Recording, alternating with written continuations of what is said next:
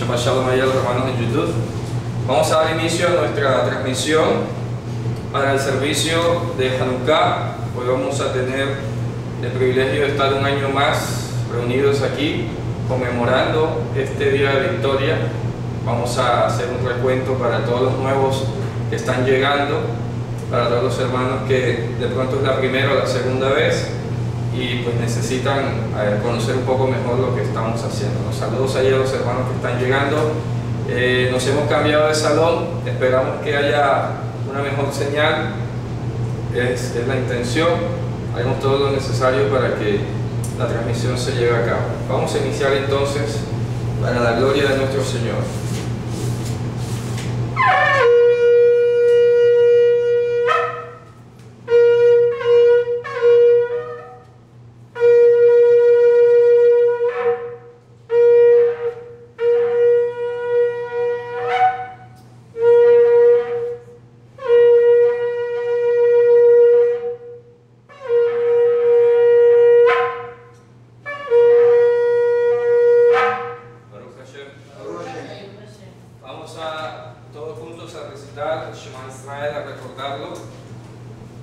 Deuteronomio 6:4. Escucha, Israel, Hashem, el Dios nuestro, Hashem es uno. Y amarás a Hashem tu Dios con todo tu corazón, con todo tu ser, con toda tu abundancia. Y estarán estas palabras que yo te estoy ordenando hoy sobre tu corazón, y las inculcarás a tus hijos, y hablarás dentro de ellas, en tu estar en tu casa, en tu ir por el camino, en tu acostarte y en tu levantarte. Y las atarás como señal sobre tu mano, y estarán por totafot entre tus ojos. Y las escribirás sobre las mesuzot de tu casa y en tus puertas. Pasemos al 11:13.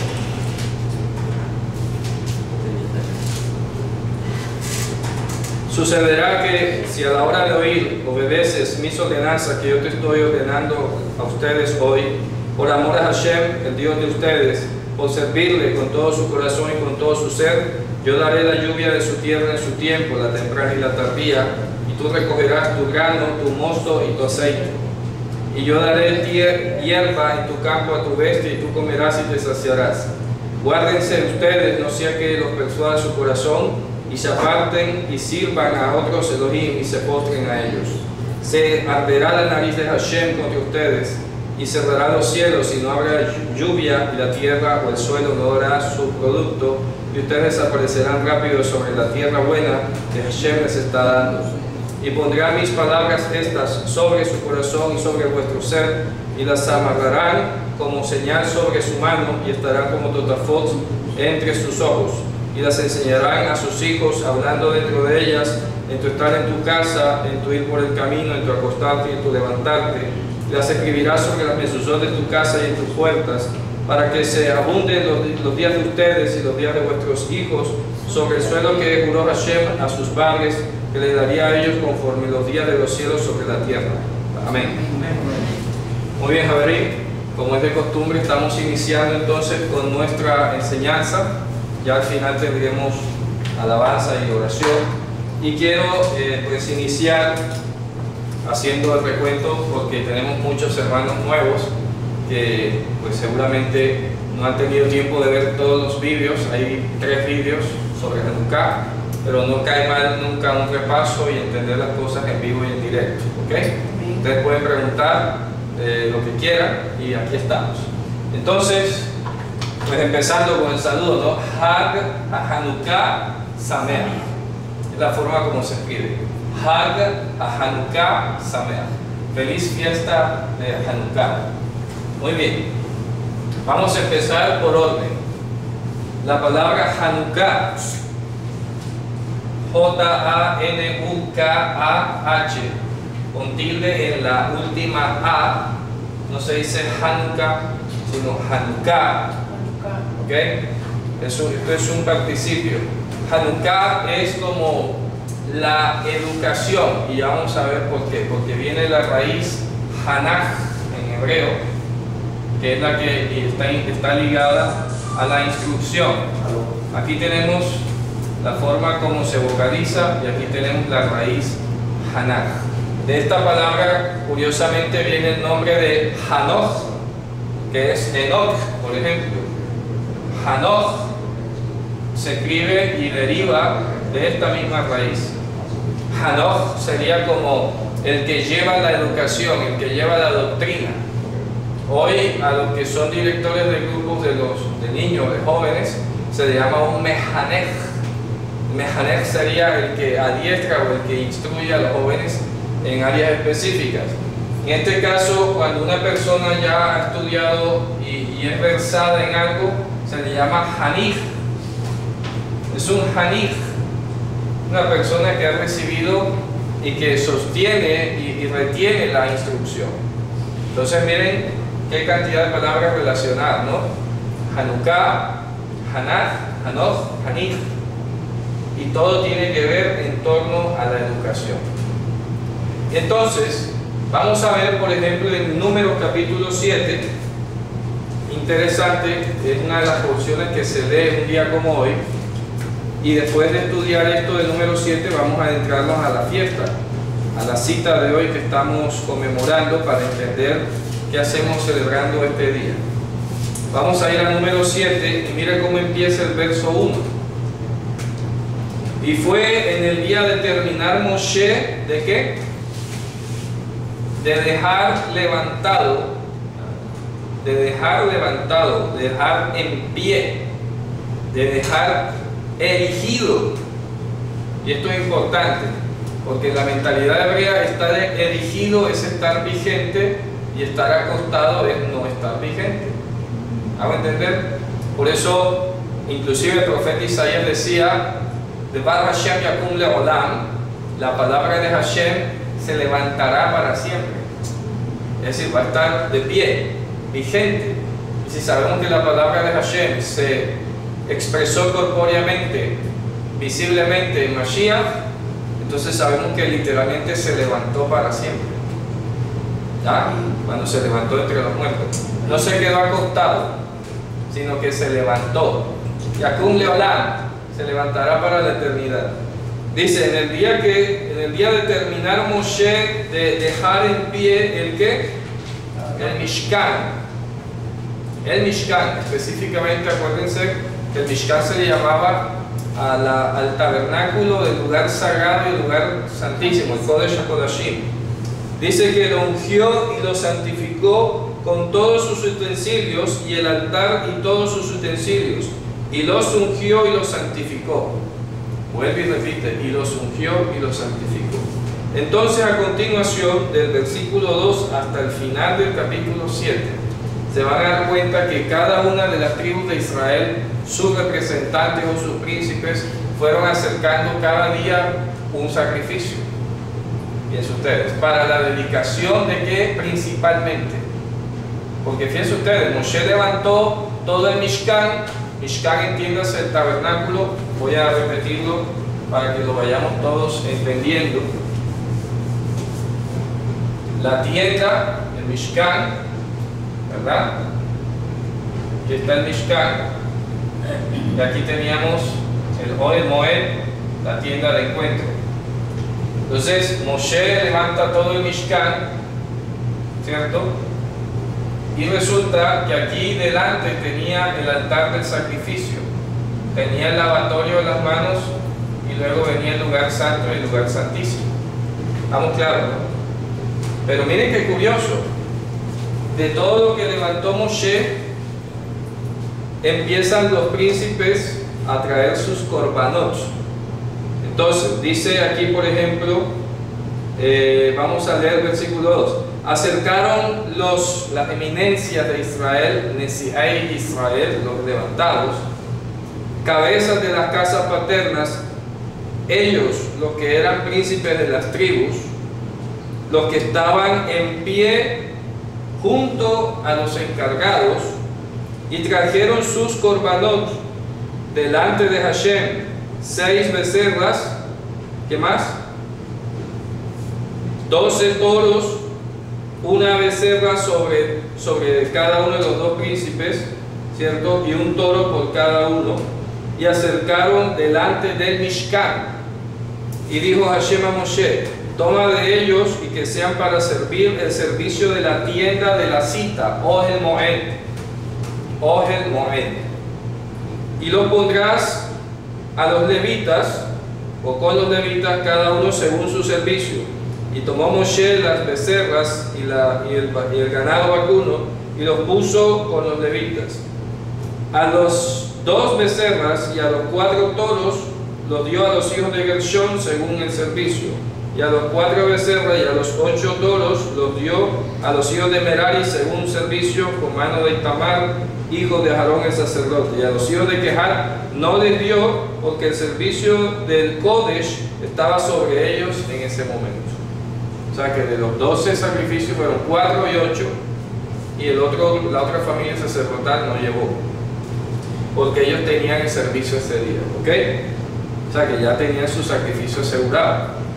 Luego dice a continuación, y acercaron los Nesiim, ojo, acercaron los Nesiim, o sea, los príncipes, las eminencias de Israel, ¿qué cosa?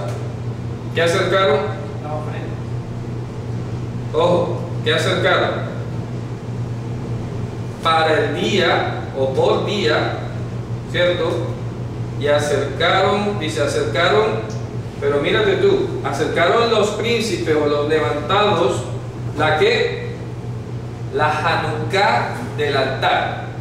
Me perdí, ¿qué verso es? Me perdí. Estoy en el versículo 10. Ah, ok. Me gustaría saber cómo lo han traducido.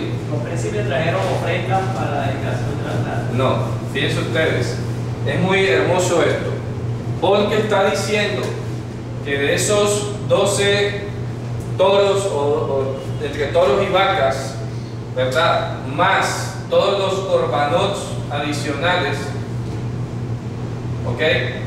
Los corbanots adicionales, todo esto se llamaba Hanukat Hamizbeach, que significa la Hanukkah del altar. ¿Cómo entendemos eso? Ojo, muy fácil. En este caso, como lo acabo de mencionar, la raíz Hanaf tiene que ver ¿con qué? Educación. Entonces, la Hanukkah del altar es que Educación. la doctrina del altar. ¿Ok? Para que se vaya entendiendo con palabras más conocidas. Hamizbeach, sí. Hanukat Hamizbeach. Mira qué hermoso lo que dice. Voy a leerlo de nuevo para todos allí los que nos están acompañando. Y acercaron los Nesiim, las eminencias, la Hanukkah del altar en el día de haber sido ungido, y acercaron los Nesiim sus korbanot delante del altar. O sea, repito, de toda la tienda y de todo el tabernáculo, lo que aquí se está, entre comillas, dedicando es el altar. Por eso entonces cuando hablamos de Hanukat Hamizbeach, estamos hablando de la doctrina del altar. ¿Ok? El 10 parece que estuviera incompleto, porque el 10 dice, y los príncipes trajeron ofrendas para la dedicación del altar el día en que fue ungido, coma. El traductor ha agregado, trajeron las ofrendas para, esa palabra está agregada, en hebreo no sale. Ofrendas para no estar. No, ofrendas para no sale. Dice, y acercaron las eminencias, los Nesiim, la Hanukkah del altar. Por eso estoy diciendo entonces que todos los toros y los korbanot que se ofrecían constituían la doctrina del altar. Y si ya vamos a hablar un poco más de metáfora, la doctrina del altar la sustituimos por la doctrina del sacrificio, ¿ok? O la doctrina del Corbán. Y ya hemos explicado en muchas veces anteriores que Mashiach es el Corbán global, el Corbán universal. ¿Estamos claros, no? Mashiach es el gran Corbán, el Corbán que le servía tanto al más rico como al más pobre, el que le servía tanto al sumo sacerdote como al último de los laicos, ¿ya? Al que le servía al individuo y a la comunidad, porque habían todos estos tipos de korbanot. El que servía para hacer la reconciliación como para perdonar cualquier error que había pasado. Todas estas dimensiones, como diría el apóstol Pablo, lo alto, lo profundo, el largo y lo ancho, todas las dimensiones de lo que era un corbán, es lo que se llama entonces Hanukat HaMizbeach, A ver, la doctrina del sacrificio. la pregunta es, en estricto sentido, la palabra Hanukkah no sale en ese verso 10, Si sale, en hebreo. claro, es lo que estoy diciendo. A ver, Es que la literatura en español parece que no alcanza lo que está en que español. vuelvo y te digo, por eso estoy leyendo desde el hebreo directamente y lo traduzco para todos, para que sepan qué palabras salen. En el verso 10 lo he leído y lo voy a leer de nuevo. Y acercaron los Nesiim la Hanukkah del altar. Dice en hebreo Hanukat HaMizbeach. Así sale en hebreo el verso 10. ¿Ok? Adelante, Shabbat Shalom. Ojo, en el verso 10 está diciendo esto. Acercaron los príncipes la Hanukkah del altar. ¿Ok? Estamos empezando. ¿Ok? Váyase a Números capítulo 7, el versículo 10. Número 7:10 para los que están llegando. Número 7:10. Sí, ojo que es importante. Empezamos leyendo el 7:1 diciendo que cuando Moshe terminó de dejar en pie el Mishkan, ¿cierto? Piensen ustedes, cualquiera pensaría, bueno, vamos a hacer una inauguración. Por eso es que han cometido el error de traducir la palabra Hanukkah como dedicación. No es la dedicación, aquí no se está haciendo una inauguración como cuando van a abrir un centro comercial o van a abrir un nuevo negocio, que van a la inauguración, o vamos a dedicarlo. No. Se está haciendo un énfasis especial en lo que es la Hanukkah del altar. Sin el altar no tiene sentido nada, ¿de acuerdo? Todo lo demás del tabernáculo y la tienda sería atracción turística. No en vano, el templo más adelante, ¿cómo se llamó? O se le decía Beit Hamikdash. ¿Por qué se le llamaba Beit Hamikdash? ¿Qué significa Beit Hamikdash? Beit Hamikdash significa ¿qué cosa? Casa de la santificación. Hagan de cuenta que cuando hablamos aquí de santificación, estoy hablando como de un nivelatorio. Haz de cuenta que Dios necesita, y lo voy a tratar de ilustrar acá, permítame un segundo. Me gusta ilustrarlo todo para que vaya quedando en la imaginación. Haz de cuenta que Hashem está aquí en este nivel de santidad y cualquier humano de nosotros se encuentra en este nivel de aquí. Hashem se encuentra acá. Entonces, como estamos en un nivel de santidad tan bajo con relación a Dios, lo que hacía el templo, la casa de la santificación, es que cuando tú entrabas aquí, a través del sacrificio del Corbán, eras elevado como si fuera un ascensor y quedabas aquí al nivel. O sea que por eso tú, sin sacrificio, no te podías acercar. E inclusive el sumo sacerdote. Por eso es que la carta a los hebreos termina diciendo: sin Kodesh nadie verá a Hashem. Pero no es la santidad externa, ¿ya? Que está bien porque te tienes que vestir bien, te tienes que vestir recatadamente y todo lo demás. Pero esa no es la santidad de la que está hablando ahí. Está hablando de que el Corbán, siendo Kodesh, porque era una expresión que había salido de Dios. Haz de cuenta que este Corbán que está aquí, que tú sacrificabas en el pasado, ¿de dónde había salido la idea? ¿Del hombre o de Dios? De Dios. De Dios, aquí. O sea que Hashem se expresaba en un Corbán. ¿Ok?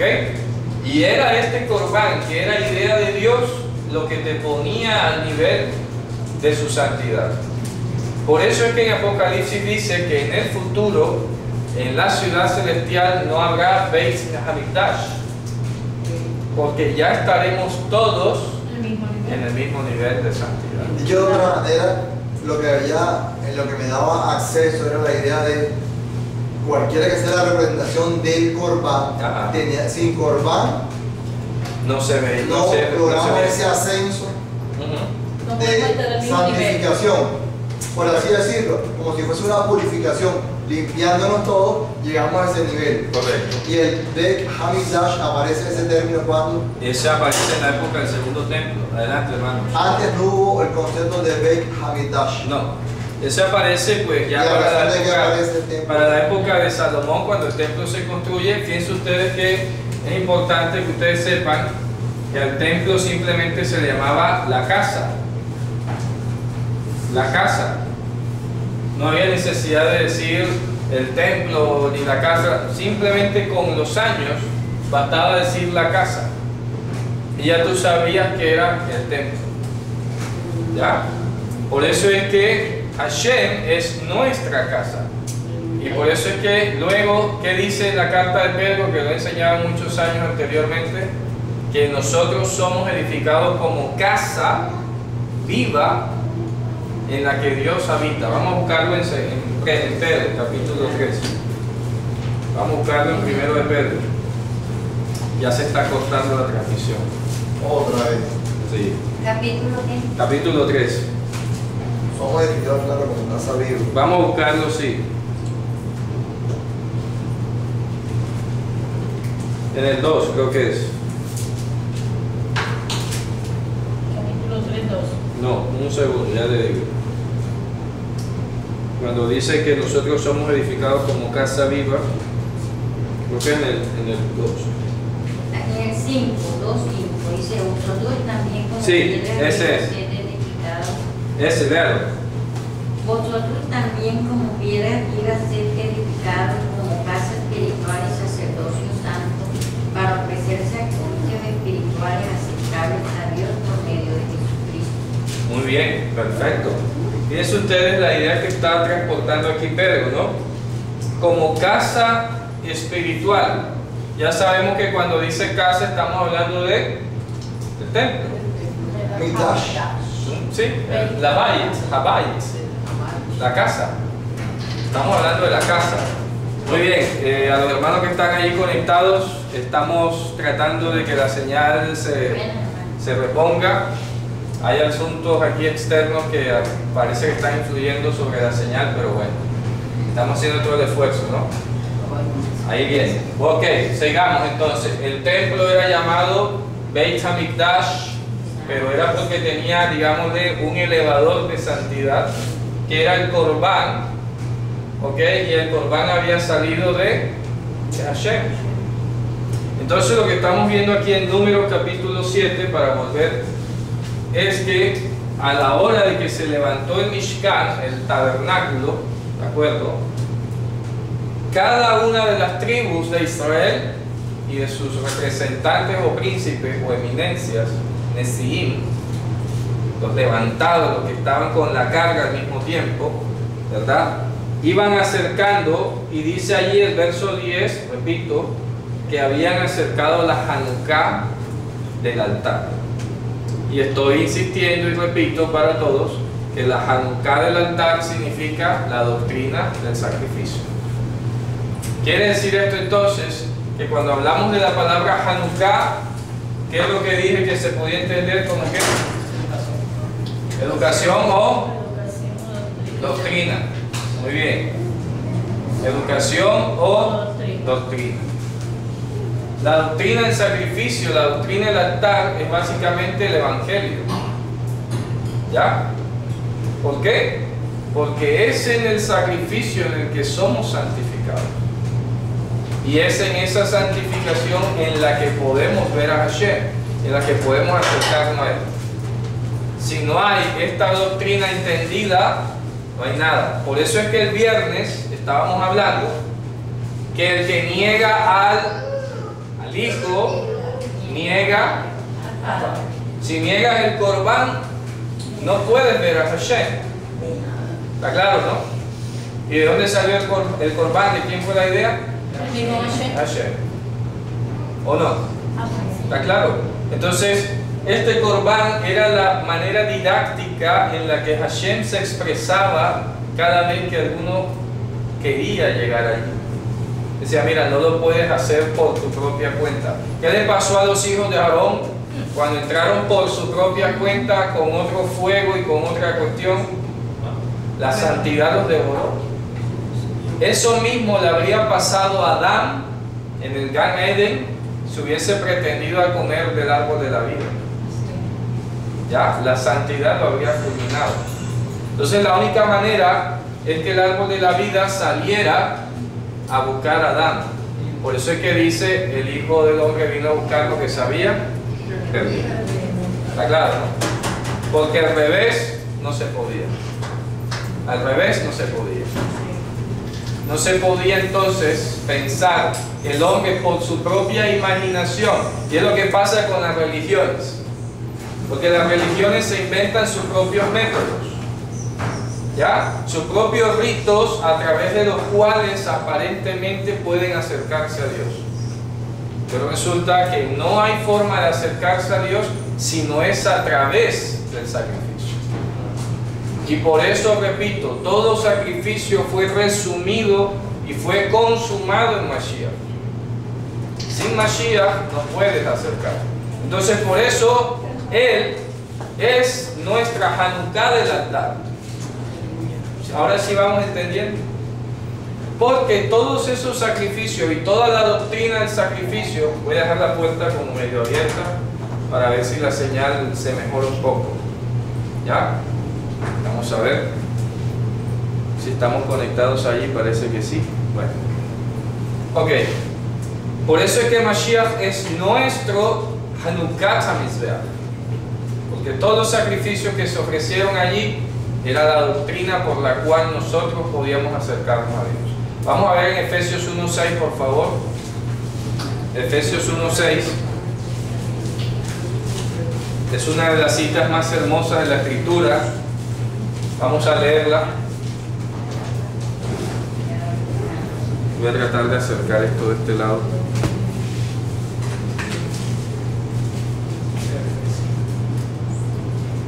Saludos ahí a Esther, a Rolando, a Patricia. Lamentamos de lo sucedido con la señal, la verdad. Es un agente externo que tenemos aquí que definitivamente no nos va a dejar ya seguir transmitiendo por lo menos con este operador, ¿no? Bien. ¿Qué dice Efesios 1:6? Para alabanza de la gloria de su gracia, con la cual nos hizo aceptos en el amado. El amado es Mashiach, ¿no? Amén. En el amado. Sigamos entonces leyendo aquí en Números. Miren que no hemos salido de un verso, ¿ah? Pero todo lo que nos ha hecho hablar. Porque tenemos que entender el concepto muy claro. La relación y el significado exacto de la palabra Hanukkah. No es la dedicación, no es una inauguración, no es querer ofrecerle allí cualquier cosa a Dios. Es un asunto muy importante. Eric, pero la parte de Hanukkah que los judíos conmemoran. Ya vamos para allá. Por eso es importante entender la palabra bíblicamente y ahorita vamos a llegar a la parte histórica. ¿Okay? Entonces, ¿dónde termina esto? Ya como les digo, en cada día, cada tribu ofrecía un sacrificio, ¿okay? De tal manera que fueron 12 días continuos de sacrificio. Y esto nos lleva hasta el capítulo 7, versículo, vamos a leer el 84. Número 184, es uno de los capítulos más largos de la Biblia. ¿Qué dice el número 184? Esta fue la ofrenda que los príncipes de Israel ofrecieron para la dedicación del altar. ¿En serio? ¿Dice así? Sí. ¿Alguna otra traducción por allí? El bien que fue ungido, 12 platos de plata, 12 jarros de plata, Perdón. 12 cucharas de oro. ¿Alguna otra traducción dice otra cosa? ¿Todas dicen igual? Número 184, ¿ah? 784. ¿Dice así? Sí, dice así. El problema del castellano es allí donde toca ir al texto hebreo mejor, revisar cómo dice y luego vas a ir a entender qué es lo que dice. ¿Sabe qué dice en hebreo literalmente? Dice Zot Hanukat Hamizbeach. ¿Qué significa? Zot Hanukat Hamizbeach significa esta es la Hanukkah del altar. Esta es la Hanukkah del altar. ¿Ok? Entonces, cuando leemos esta es la Hanukkah del altar, estamos leyendo esta es la doctrina del altar o del sacrificio. Del altar o del sacrificio. ¿O no? Entonces ahí el traductor que trata dizque de ayudar termina echando a perder el texto, porque desvía la atención de lo que el autor original está diciendo. Si el autor pone allí esta es la Hanukkah del altar, pues déjelo así, no trate de ayudar que lo eche a perder, porque el énfasis está en la Hanukkah, no tanto en lo que iban a hacer ellos.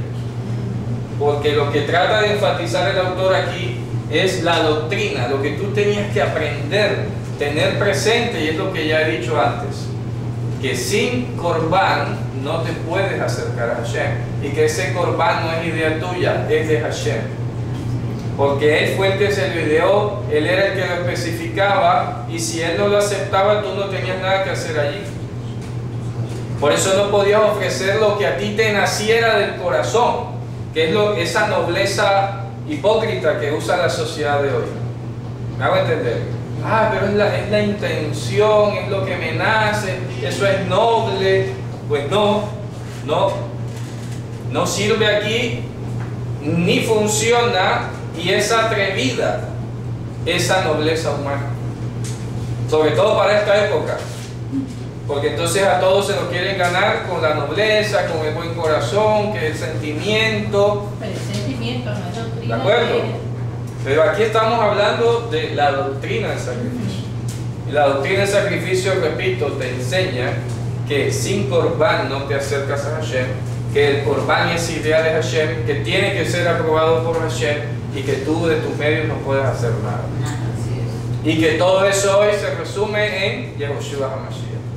Se concentra, no me gusta ni siquiera la palabra resumen, se condensa, porque resumir es como sacar pedazos, ¿no? Como que quitar lo importante o lo no importante. Resulta que aquí todas las partes son importantes, entonces corrijo la palabra resumir y digo más bien condensado. Que todo queda condensado, corporizado en el Corbán de Yehoshua HaMashiach. ¿Está claro? Bien.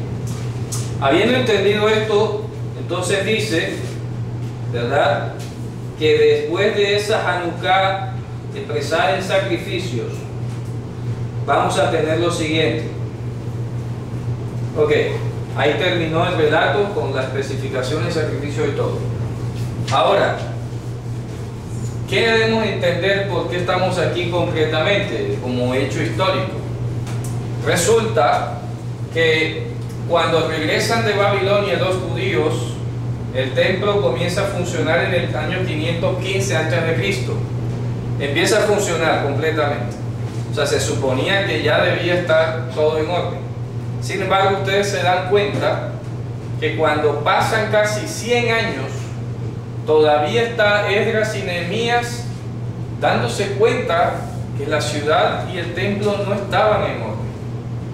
Aquí se habían cumplido los 70 años en Babilonia, ya a partir de aquí se suponía que todo estaba bien, pero resulta que, repito, pasan 100 años casi y todavía llegamos hacia el 424 a.C. Estamos hablando de Nehemías y Esdras, ¿ok? Y todavía tenemos problemas con el templo. Todavía tenemos problemas con el funcionamiento. Habían sacerdotes colados, llevaban mal, no respetaban el Shabbat, etcétera, etcétera. y viene Nehemías y Esdras como los grandes reformadores de esto que se suponía que habían hecho aquí. Dice, mira, esto no está bien. Acá empezó algo, han pasado casi 100 años y estamos muy mal. ¿Cierto? Después del 424 no se sabe mucho qué pasó. La siguiente fecha que nos interesa es el reinado de Alejandro Magno, que fue el 333 al 323 antes de Cristo. Alejandro Magno, ¿ok? Alejandro Magno inclusive dice la historia, el relato, sea verdad o no, que tuvo una visión en la que un hombre vestido con vestiduras especiales de piedra y de oro le había guiado. Y resulta que dice la leyenda que cuando Alejandro Magno llegó a tierra de Israel desde Grecia, iba ganando guerras y batallas, llegó a Judea, que era un reino independiente, y el sumo sacerdote, se dice que era Shimón, ¿verdad? Uno de los grandes sumos sacerdotes de esa época, y cuando salió al encuentro dice que Alejandro Magno se postró delante de él, porque le vio toda la gala de las vestiduras y el resplandor del sol. Eso lo cautivó. Entonces Alejandro Magno no le hizo nada a los judíos y les dejó ser independientes. Sin embargo, como se dan cuenta, murió rápido o lo mataron, como dicen por allí. Y el reino de Alejandro Magno lo partieron en 4 capitanías. Entonces, de esas 4 capitanías, para que vean el mapa, vamos a suponer aquí tierra de Israel.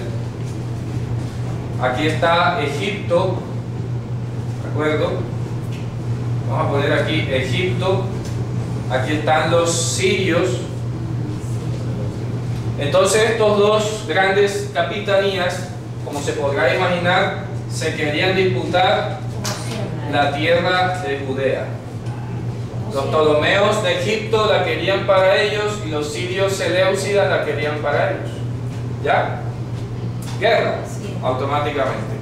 Por mucho tiempo estuvo del lado de los Ptolomeos, era más cercano en muchas cosas, pero luego los seleucidas la conquistaron. Cuando los sirios seleucidas conquistaron la tierra de Israel, ¿okay? Eso ocurrió concretamente hacia el año, yo lo digo de esta manera porque es para mí la fecha más importante, en el año 176 a.C. murió el último sacerdote descendiente de Aarón. Se llamaba Junio III. Junio III. Tenía ya nombre latino. Fíjense ustedes. Porque ya los griegos venían influenciando de muchas maneras. Pero, pues es en este momento para mí la fecha más puntual, en la que el último descendiente legítimo legalmente establecido en el templo murió, porque lo mataron. Entonces su hermano, Jasón, Menelao, negociaron el sacerdocio con los griegos y empezó lo que se llama la era seleucida en Israel. De manera cruel, pues ya había iniciado antes como desde el 250, pero en este momento inicia cruelmente, porque al morir el sumo sacerdote, entonces viene toda la debacle cultural. ¿Qué creen que se está perdiendo en el templo entonces? ¿Qué era lo que estaba en riesgo de acuerdo a lo que hemos venido hablando? La doctrina del sacrificio. Claro. Estaba en riesgo la doctrina del altar. ¿Ya me van a entender? ¿Por qué? Porque solo un sumo sacerdote debidamente entrenado y instituido por Dios, con los sacrificios instituidos por Dios, era el que podía hacer la mediación.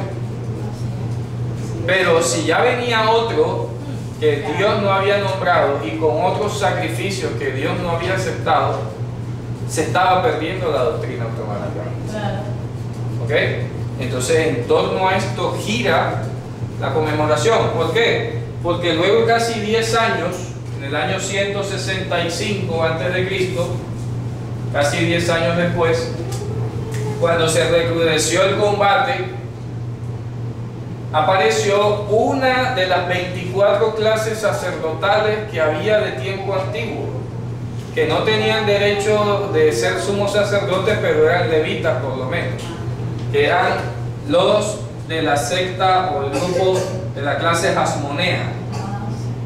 Entonces aparecen los hasmoneos.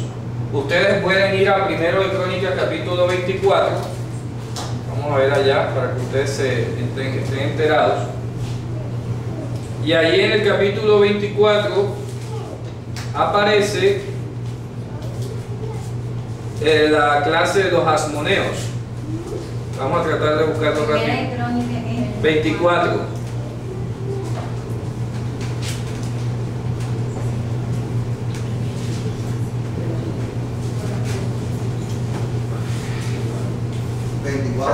Ya le digo. Vamos a leerlo. Sadoc, sacerdote Betal, príncipe de la familia de Levitas, Criada y Tamar. Yoharif, segundo Jedea, Harim, cuarta Seorim, quinta Malchia, Miamim, Kos, octava Bia, Yoshua, Sechania, Eliasib, Hasim, Upa, Isasab, Bilha, Imer, Hezir, Afses. Bueno, aquí no sale la familia, pero es una de estas. ¿De acuerdo? Sales allá en Nehemías o en Esdras. ¿Ok? Aquí no sale. No, aquí no sale. Es de las familias que regresaron de Babilonia. Debe salir en esta lista, pero más abajo, porque no la encuentro aquí rápidamente. Vamos a ver. Debe salir de pronto del 10 en adelante. Y se ha cortado la transmisión ya. Vamos a ver.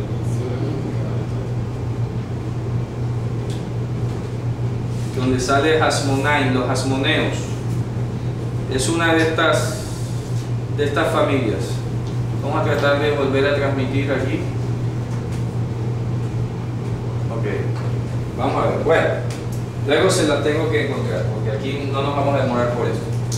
Entonces los Hasmoneos, siendo una de esas clases sacerdotales, creo que está en Esdras que sale esto, defienden ¿la qué? ¿Qué defienden los Hasmoneos?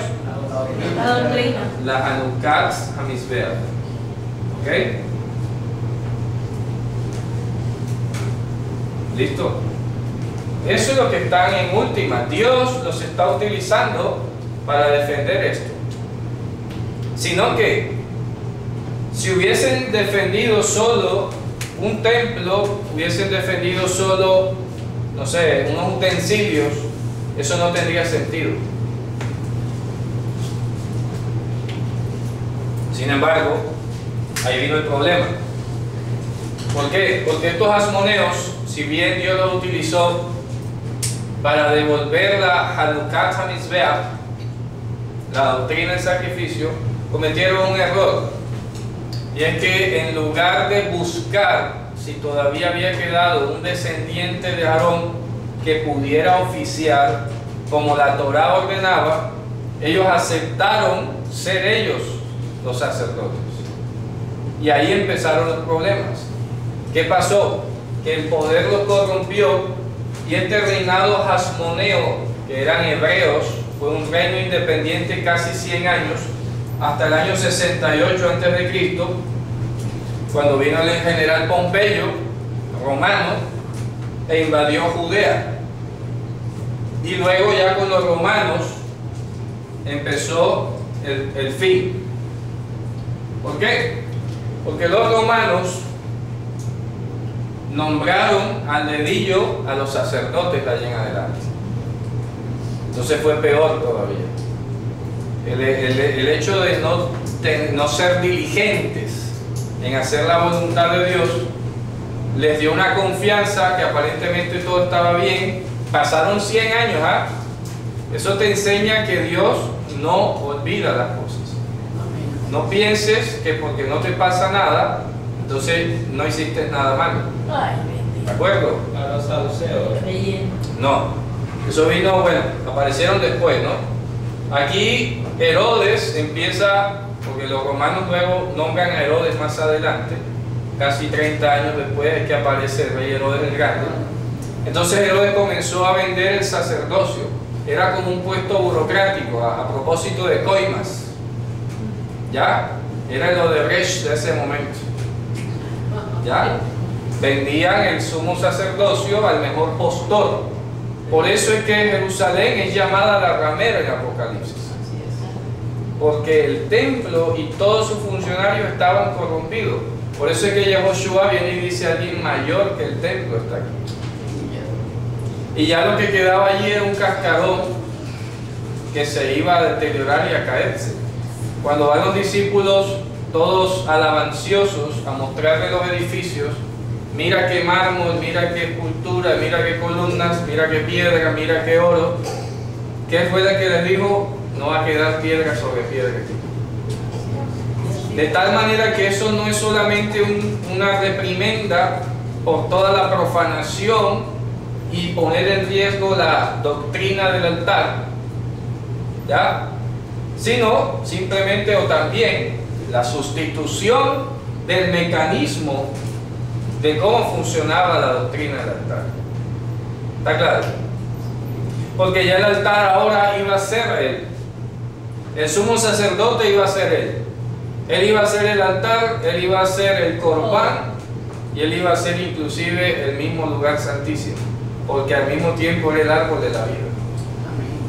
Entonces, lastimosamente, muchos hermanos piensan que al evolucionar los sacrificios o al no hacerse hoy, entonces eso lo computan como si la ley se hubiera abolido. Y la ley no se ha abolido, es que eso era temporal, siempre lo he dicho. Ustedes van a Jeremías 7, 22, 23, vamos a buscarlo.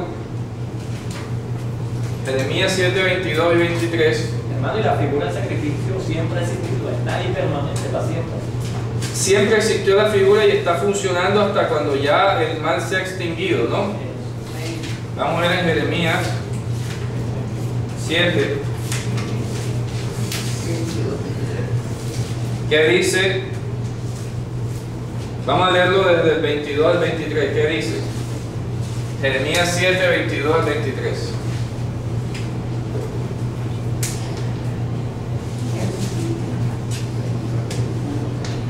Porque no hablé yo con vuestros padres, ni nada les mandé acerca de holocaustos y de víctimas del día que los saqué de la tierra de Egipto. Mas esto les mandé diciendo: escuchad mi voz, y seré a vosotros por Dios, y vosotros me seréis por pueblo. Que esa es la promesa de toda la vida. El y único... andad en todo camino que os mande para que os vaya bien. Correcto. Y esa es la promesa de toda la vida. ¿Cierto? Yo seré su Dios y ustedes serán mi pueblo. Luego, cuando pasa el becerro de oro, lo que hizo Hashem fue temporalmente introducir la doctrina del sacrificio a través de los animalitos y del puñado de harina y del aceite y de llevar las hojaldres y el pan y todo eso. Pero es que antes de eso, Dios no había mencionado nada con relación a los sacrificios. O sea que la doctrina del altar iba a proyectarse de otra manera. Pero cuando Hashem la pasó y la hizo pasar a través de este sistema de sacrificios, ¿cuál iba a ser el objetivo? Volver al principio, volver al estado original de las cosas. ¿Ok? Los sacrificios que iba a ofrecer Israel al principio eran sacrificios de alabanza. Acuérdense que Moshe dijo: déjanos que vamos a celebrar a nuestro Dios en el desierto. Moisés no estaba pensando en sacrificio por el pecado. Ya ven, está pensando en sacrificios festivos de regocijo. Y por eso es que nosotros hoy nos alegramos en nuestro sacrificio Yehoshua HaMashiach. ¿Se dan cuenta? En Él estamos completos, que es la cabeza de todo principado, de todo potestad. Porque no tenemos otra manera de ser aceptos fuera de Él, fuera de su nombre. ¿Ya?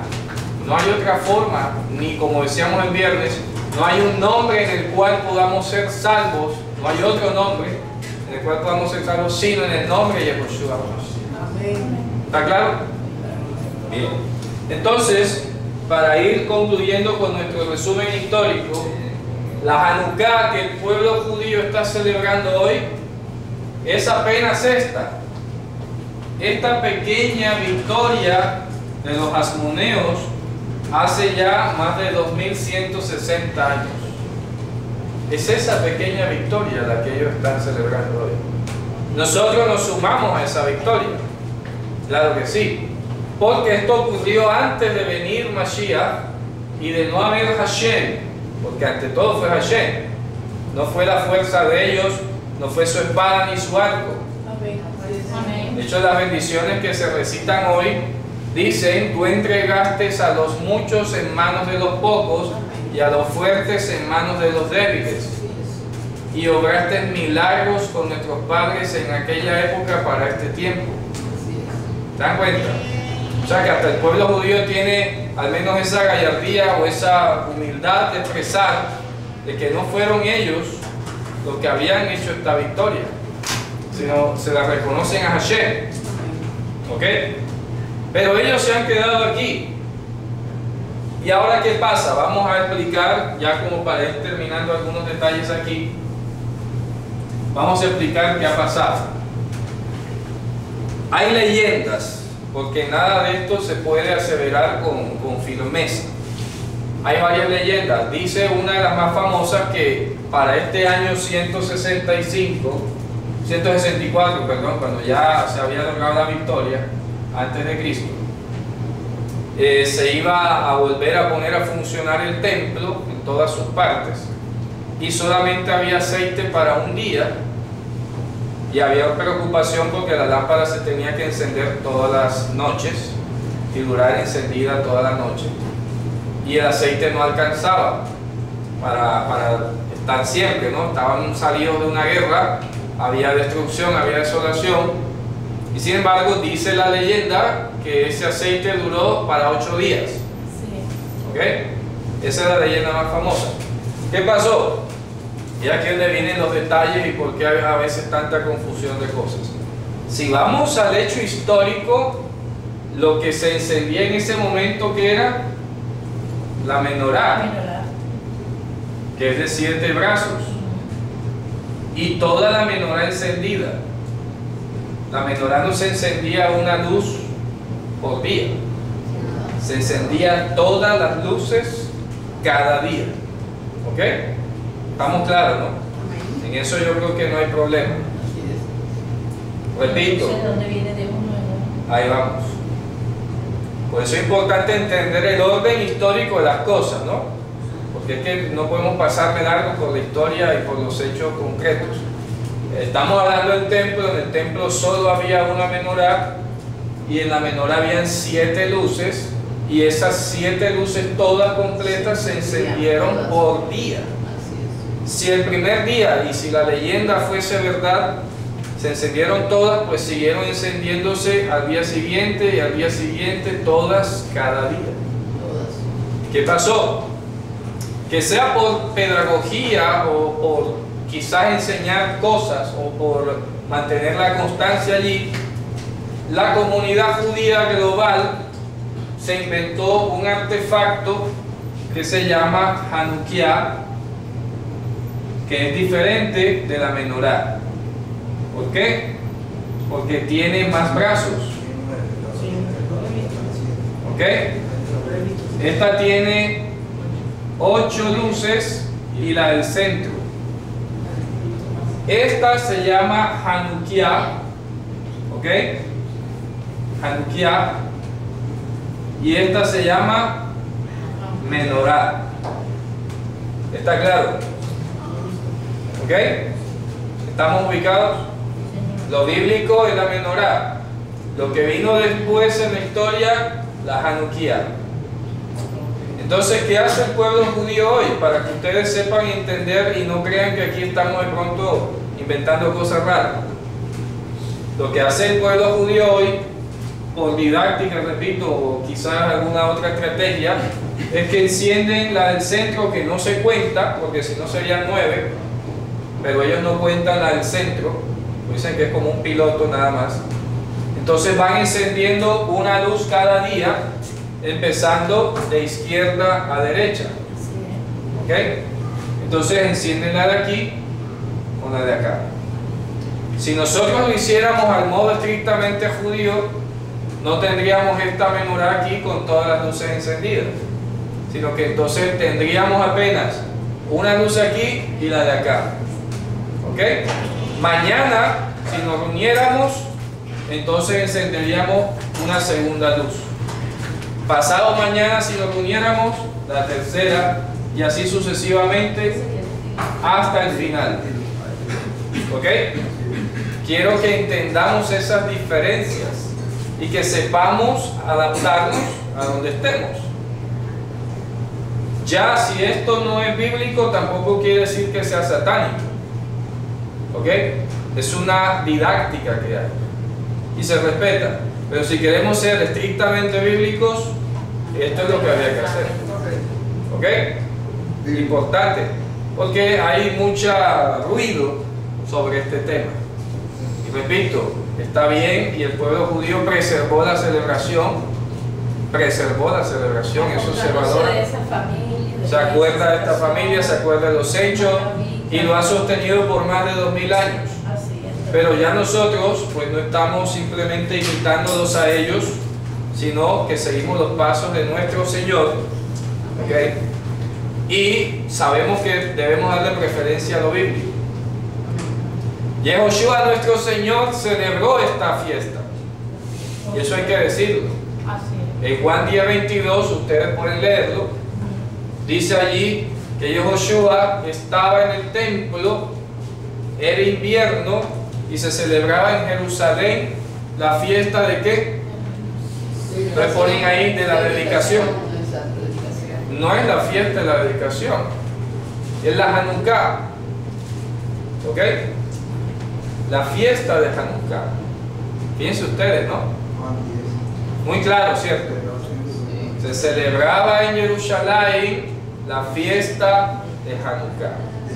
Era invierno y Yehoshua estaba en el templo. La palabra que llega no te la sabe. En Kenia. En Kenia sale en griego y en Kenia viene de en y kenos, que es nuevo.